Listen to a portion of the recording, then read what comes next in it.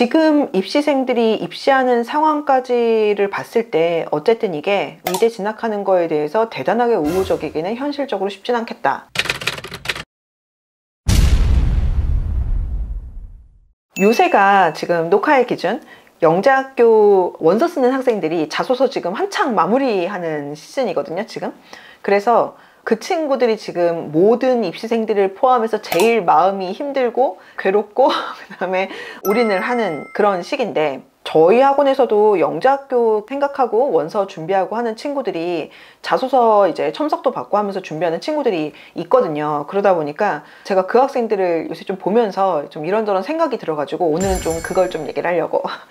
영재학교를 이제 진학하려고 생각하는 친구들 같은 경우에 대체로는 우선은 이공계열 쪽 공대나 아니면 자연과학 어떤 그런 학과를 아마 전공하는 거를 많이 생각을 할 텐데, 사실은 그 친구들 중에서 어떤 친구들은 또 의대 진학에 대해서도 가능성을 생각을 하는 친구들도 사실은 꽤나 많잖아요. 사실은 많은데, 지금까지 그 학생들의 선배들 같은 경우는 그게 크게는 사실은 문제는 안 됐거든요. 그래서 실제로 영재학교에서 의대 진학을 많이 하기도 하고, 하다못해 뭐 졸업한 다음에 재수를 해서라도 어쨌든 간에 실제로 진학을 꽤 많이 하곤 했는데, 근데 요번에 좀 원서 쓰는 친구들은 이 부분에 대해서 한 번은 다시 한번 좀 생각을 해봤으면 좋겠어요. 많은 학생들이 이 부분에 대해서는 좀 잘 알고 있을 것 같아요. 2년 전에 영재학교에서 의대 진학하는 거에 대해서 의학학 계열 진학 제재 방안이라는 게 발표가 됐어요.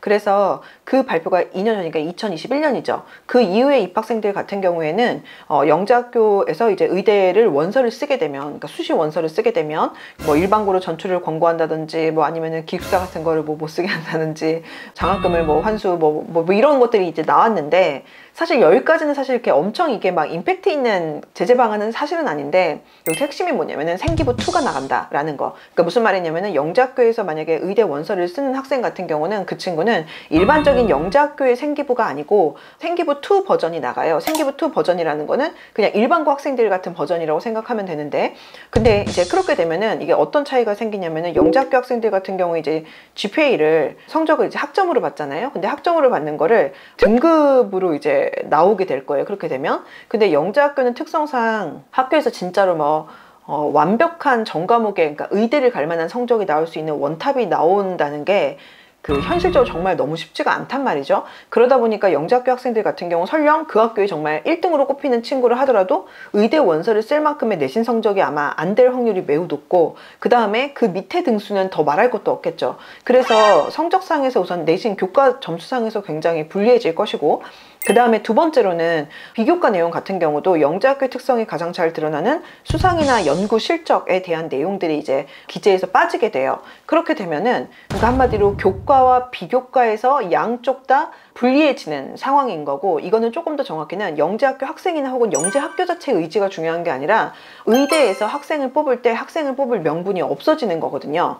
그러다 보니까 사실 그러니까 의대에서 학생을 뽑을 때 어쨌든 간에 그게 내신 성적이 됐든 비교과가 됐든 면접이든 뭐가 됐든지 간에 어쨌든 간에 학생들을 뽑을 수 있을 만한 명분은 있어야 돼요. 그러니까 나중에 이 친구 왜 뽑았어? 라고 교육부에서 물어보면은 이런 이유 때문에 우수해서 뽑았다라고 할 수 있을 만한, 소명을 할 수 있을 만한 어떤 내용은 있어야 되는 건데, 그거를 설명하기가 되게 힘들어지는 거죠. 내신 성적도 사실은 더 안 좋을 거고 다른 학교에 비해서, 그 다음에 비교과에서 가장 강점이 되는 것도 빠지게 되는 거니까 실제 이게 적용된 다음에 결과를 봐야겠지만, 물론 그럼에도 불구하고 이를테면 굉장히 이제 영재학교에서만 선택할 수 있는 심화 과목들이 막 있고 할 테니까 다른 학교들에 비해서 어떤 과목을 선택했는지 이런 것들도 서류에서 평가 대상이 되잖아요. 그러니까 이런 지점 같은 경우는 여전히 좀 채점에서 긍정적으로 작용이 될 만한 요소가 되기는 하겠죠. 그렇긴 하지만 어쨌든 선배들과는 굉장히 다른 상황이 되긴 할 거예요. 근데다가 플러스 올 초에 하나가 더 발표가 됐는데, 사실 저는 이 부분에 대해서 생각보다 좀 너무 중요하게 생각을 좀 안 하는 것 같아가지고 좀 의아했는데, 올 초에 교육부에서 영재교육진흥종합계획이라는 거를 발표를 했어요. 이번이 5차였는데 영재교육을 어떤 식으로 어떻게 교육부가 서포트를 할 것인지, 어떤 제도와 정책을 마련할 것인지에 대해서 이제 막 발표를 하는 거예요. 그 내용 같은 경우에 주로 학부모님들이나 아니면 학생들은 어떻게 기억을 할 거냐면, 영재학교가 2개가 추가가 된다. 영재학교가 지금 현재 8개인데 10개가 되잖아요. 과거 같은 경우에는 그러니까 조기 졸업이 좀 더 힘들어진다. 조기 졸업 인원을 줄이겠다라는 부분을 이제 많이 기억을 하시더라고요. 근데 그거 같은 경우도 물론 되게 중요하고 임팩트 있는 그런 관심을 가져야 되는 어떤 그런 발표인 것도 맞기는 한데요. 하나가 더 발표가 있었는데 뭐가 있었냐면은 영재학교 같은 경우는 교육부 소관도 아니었고 하다 보니까 과거나 뭐 특목자사고랑은 다르게 재지정 평가를 안 받았었거든요, 그동안에는. 근데 영재학교 같은 경우도 재지정 평가를 이제 받게 되는 걸로 2025년부터 이제 들어가는 걸로 발표를 했어요. 그래서 이거를 영재학교 성과평가제도라고 얘기를 하는데, 이게 어떤 의미냐면은 기억들 하실지 모르겠는데 한 몇 년 전에 그 전 정부에서, 그러니까 문재인 정부 시절에 왜 상상고가 일반고로 그 재지정 평가에서 점수가 안 돼가지고 일반고로 전환된다 하면서 상상고는 부당하다고 하고 전북교육청은 왜 부당하냐, 니네가 점수를 못 받은 거다, 그렇게 점수를 잘 받으면 됐지 않았냐 막 이러면서 엄청 싸우고 막 이러면서 막 맨날 뉴스 나오고 하던 시절이 있었어요. 한마디로 이제 과거나 아니면은 특목자사고처럼 이렇게 선발하는 학교들 같은 경우는 어쨌든 교육부 아래에서 이렇게 재지정 평가를 받고 5년마다 그 재지정 평가가 만약에 문제가 된다라고 하면은 일반고로 전환이 될 수가 있단 말이죠. 근데 그거를 영재학교는 지금까지는 안 했었어요. 근데 이제 영재학교도 한다는 거예요, 그거를. 그러면은 그 재지정 평가를 하는 거에 대한 기준은 어떻게 되느냐, 그러니까 평가 기준이 어떻게 되느냐, 그거는 아직 확정은 안 됐고 올해 이제 확정이 될 건데요. 문제는 여기서 그 영재학교 평가에서 그 학교 졸업생의 의학학계열 진학 비율에 따라 감점을 한다라는 방안이 지금 나오고 있거든요. 그리고 아마 그렇게 될 것 같다고 저는 개인적으로 사실 생각을 해요. 어쨌든 아직 평가 기준 그 자체가 완전히 확정이 된 거는 아닌 거는 맞는데, 근데 이게 확정이 된다고 하면 당연히 첫 번째로는 평가 방식에서 문제가 없느냐, 그러니까 니네 뽑을 때 제대로 뽑은 거 맞아? 선행 내용 한 거 아니야? 아니면은 뭐 예를 들어서 사교육 유발한 그런 방식으로 한 거 아니야? 이거를 이제 재지정 평가받을 때 우선은 이 부분에 대해서는 이제 들어갈 거고요. 그 다음에 두 번째로는 설립 취지에 맞게 지금 니네 운영되고 있는 거 맞아? 가 들어가거든요. 그래서 이제 그 재지정 여부 얘기가 나오고 시끌시끌하고 하던 그때에도 외고 같은 경우에 왜 어문 어학계열 말고도 진학을 많이 하냐 뭐 이런 얘기들도 나오고 했던 이유가 요게 이제 해당이 돼서 그런 거예요. 그래서 이 두 개는 어쨌든 간에 어떤 식으로든 들어는 갈 거거든요. 그래서 이게 이제 들어가게 되면은 영재학교에서 만약에 의대를 진학하는 어떤 그런 학생들의 비율에 따라서 학교에서 적극적으로 그거를 이제 커트했는지 아니면은 묵인했는지에 대해서 이제 평가가 들어가고 그게 학교 재지정 평가 여부에 어쨌든 간에 결과로 연결이 되기는 할 거거든요. 그렇게 되면 사실 그동안에 영재학교마다 의대 진학하는 거에 대한 제재 정도에 대해서 학교의 적극성이 사실은 조금씩 달랐잖아요, 그동안에. 어떤 학교는 상당히 좀 적극적인 학교들도 있었고, 그리고 어떤 학교는 또 그냥 학생의 자율성에 좀 더 맡기는 그런 학교들도 있긴 했는데, 그런데 만약에 평가 기준에 영재학교에서 의대를 진학하는 학생들의 졸업생의 비율이 만약에 평가로 들어간다라고 하면은 영재학교 교장선생님 입장에서는 조금 더 적극적일 수밖에 사실은 없어요. 물론 이게 얼마나 어떻게 재지정 평가를 빡시게 하는지 이거는 사실은 좀 가봐야 되는 지점이 좀 있기는 해요. 있기는 한데 이걸 그럼 우리가 어느 정도로 세게 갈 것인가를 볼 때는 그걸 발표하는 어떤 맥락과 어떤 온도 이런 것들을 좀 봐야겠죠. 근데 그때 그 당시에 이제 발표를 하면서 영재교 2개 추가되는 게 이제 같이 발표가 됐었잖아요. 일반고도 아니고 영재학교를 2개를 추가를 한다는 거는 사실 이거 다 돈이거든요. 그리고 그 당시에 했던 발표들 중에서 영재교육 그 자체에 대해서도 좀 더 많이 투자를 한다라는 내용이 있었어요. 그러니까 영재 학급도 더 확대를 하고 그 다음에 영재원도 더 많이 확대를 하고 하는 것들 같은 경우도 이거 사실 다 돈이거든. 그러니까 이번에 있었던 그런 모든 발표들이 영재학교뿐 아니라 영재교육 그 자체에 상당히 예산이 투입되는 거를 전제로 하고 있는 거예요, 이게. 그리고 예산이 들어가면 무조건 성과가 나와야 돼요. 그러면은 이거를 반대로 영재학교를 많이 지원하고 추가 설립도 하고 그 다음에 영재교육에 그렇게 어쨌든 돈을 투자하고 하는 상황에서 근데 영재학교에서 의대 진학하는 게 그러니까 맞고 안 맞고 뭐 이게 옳은가 그른가가 문제가 아니라 어쨌든 간에 영재학교에서 의대를 진학하는 어떤 비중이 근데 학교가 더 설립되고 영재학교 정원이 더 늘면서 오히려 는 상황이거나 어쨌든 그런 방향으로 간다라고 하면 이거 정책 마련한 사람 아마 입장에서 굉장히 사실은 난감할 거예요. 그래서 이거는 무조건 정책 설계로 사실은 화살이 갈 수밖에 없는 구조이다 보니까 그렇기 때문에 교육부가 과연 이걸 얼마나 적극적으로 영재학교에서 의대 진학하는 부분에 대해서 재지정 평가를 빡시게 할 것이냐에 대해서 이런 지점을 우리는 생각을 해볼 수는 있는 거죠. 그리고 그 외에도 다른 이제 어떤 주변 상황들이나 그동안에 있었던 어떤 흐름들을 한번 보면 지금 사실 의대 쏠림이 되게 많이 좀 과열된 거는 분명히 맞기는 하거든요. 그 어떤 때보다 가장 많이 과열된 상황인데 그러다 보니까 어쨌든 한정되어 있는 이 인재를 의대로 의대 블랙홀이라고 표현하던데 의대로 이제 많이 이제 너무나 가고 있는 그런 상황이다 보니까 여기에 대해서 분명히 많은 사람들이 사실은 문제의식을 갖고 있는 거는 분명히 맞고, 그러다 보니까 사실 대입 같은 경우는 4년 예고제잖아요. 그럼에도 불구하고 진짜 무리를 해서 윤석열 대통령이 기업 연계형 이 계약 학과들을 당장 올해부터 당장 만들어 TO 추가해 라고 이제 엄청 푸시를 해가지고 지금 최근에 요 얼마 동안에 되게 많이 사실 생겼잖아요. 이게 뭐 법적으로 문제가 있는 거는 아니긴 하지만 사실 굉장히 예외적인 것도 맞기는 해요.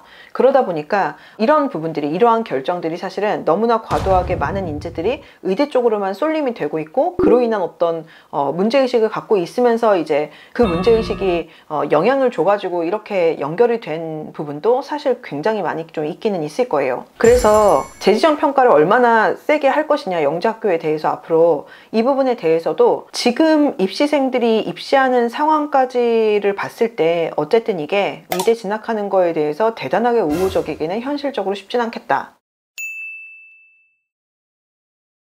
정시로는 여전히 가능하긴 하죠. 그거는 아마 지금 현재 특히 중3, 요번에 중3 기준으로 했을 때 이 친구들 같은 경우 어쨌든 교육과정이 바뀌고 그 다음에 수능 개편 이전 세대니까 현재 고등학생들처럼 수능을 보는 친구들이잖아요. 그리고 수능으로, 그러니까 정시로 40%도 확정인 세대다 보니까 인원이 절대 작지도 않고, 그러다 보니 현재까지 많은 영재학교 학생들이 그래 왔던 것처럼 정시로 만약에 간다라고 하면은 이거를 막을 방안은 뭐 아직까지는 없는 거는 맞거든요.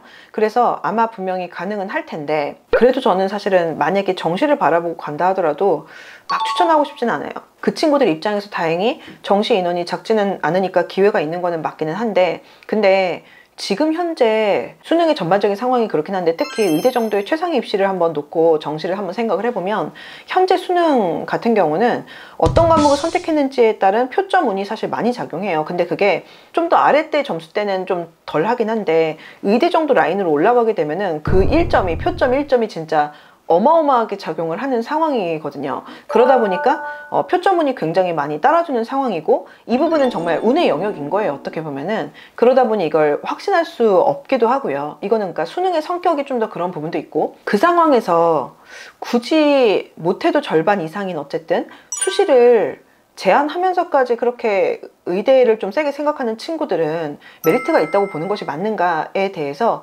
저는 좀 그 부분에 대해서 저는 개인적으로 좀 납득하기는 좀 힘들어요. 그래서 좀 더 고민을 좀 해보는 게 맞지 않을까. 그리고 사실 정시 위주의 전략을 짠다는 거는 어느 정도는 재수의 가능성도 피하지 않겠다라는 전략일 수밖에 없는데, 근데 요 다음부터는 수능 개편이 예고가 되어 있잖아요. 물론 지금 수능 개편이 물론 이게 좀 왔다 갔다 하는 거긴 한데 어느 정도는 개편이 그렇게 엄청 되지는 않을 분위기로 지금 가고는 있으나 뭐 어쨌든 뚜껑 열어봐야 되겠죠. 왜냐면은 그 사이 또 어떤 이슈가 뿅 하고 또 터져가지고 되게 급물살을 타면서 확 분위기가 바뀌지는 뭐 모르는 거니까. 우선 어쨌든 간에 뭐 어마어마하게 개편까지는 안 갈 수도 있겠지만 이게 논서 수령이 될지 뭐 절대평가가 될지 이런 지점에만 좀 너무 집중하는 경향이 있는데, 수능이 지금처럼 오지선다형으로 객관식으로 만약에 쭉 간다고 해도 수능 개편이 2022 교육과정에 맞춰가지고 이제 그 과목이랑 그 다음에 수능의 범위가 다시 이제 이것도 개편이 된단 말이죠. 근데 이렇게 해서 개편이 된다는 거는 그러니까 2022 교육과정에 발맞춰 갖고 나온다고 하면 나올 수밖에 없고, 그렇게 된다라고 하면은 수능이 갖고 있는 파워는 사실은 좀 줄 수밖에 없어요. 어쨌든 최소한 지금보다는, 그러니까 객관식으로 유지가 된다고 해도. 그렇기 때문에 이렇게 되면은 현재 중2 이하부터 해당이 되는 이제 수능 개편 이후의 세대들 같은 경우에는 수능이 갖고 있는 입시에서의 파워는 어쨌든 지금보다는 줄 것이고, 이렇게 되면은 의대 입시 정도의 상위권 입장에서는 지금과 같은 수능 100의 정시가 그대로 유지가 되기는 좀 힘들거나, 혹은 최소한 지금보다는 비율이 줄겠죠. 최소한 지금보다는 어쨌든 수능 개편 이후부터는 수능만으로 명문대, 의대를 가는 거는 길이는 확실하게 좀 더 좁아지긴 할 거예요. 그래서 결론은 영재학교 생각하는 친구들이 만약에 공대 쪽을 생각한다 그러면 사실은 이보다 좋은 학교가 사실은 없죠. 그거는 분명히 맞고, 근데 의학 계열을 좀 세게 생각하는 친구 입장에서는 길이 굉장히 예전 선배들에 비해서 많이 좁아지는 상황이 될 수가 있어요. 그래서 이 부분에 대해서 조금 더 고민을 했으면 좋겠어요. 물론 지금 사실 지금 애들 자소서 쓰고 막 마무리하는 지금 단계다 보니까 이때 지금 녹화일 기준으로, 그래서 학생들이 지금까지 그렇게 노력한 거를 다 무시하고 만약에 설령 의대를 좀 세게 생각하는 친구를 하더라도 뭐 방향을 확 틀기는 현실적으로 쉽지는 아마 않을 거예요. 그렇기는 한데 영작교 같은 경우는 어쨌든 합격한 다음에도 사실 꼭 입학해야 되지 않기도 하니까, 그러다 보니까 다시 이제 고민하는 친구들도 실제로 매년 보면 항상 생각보다 꽤 되거든요. 그래서 그렇게 한번이라도 한번 좀 의학 계열 진학을 생각하는 친구들은 조금 더 고민 좀 많이 좀 한번 해봤으면 좋겠어요. 나중에 후회하지 말고.